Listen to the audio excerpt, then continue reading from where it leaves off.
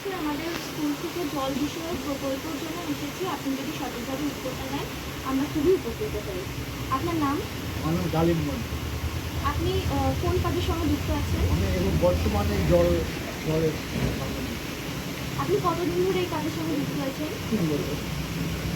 আপনি যখন শুরু করেছিলেন আর এখন যখন আপনি কাজটা চালাচ্ছেন তার মধ্যে কি পার্থক্য দেখা যায়? পার্থক্য বলতে প্রথম প্রথম একটু অসুবিধা হয়েছিল, এখন বর্তমানে চাহিদা ভালো।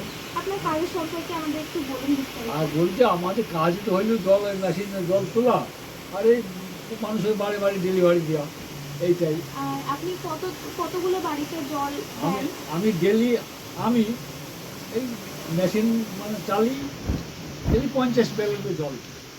আপনার 50 কোন জার কোন মানে এলাকার 20 মধ্যে? লিটার জার করে 50 জার করে জল আমি।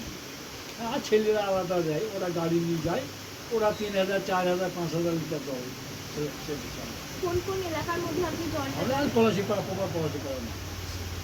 আপনি কোন কোন ঋতুতে আপনার জলের চাহিদাটা বেশি থাকে আর কোন ঋতুতে কম থাকে? এটাই ওই গরমকালে একটু চাহিদা বেশি হয়, শীতে একটু কম হয়। শীতে একটু কম হয়।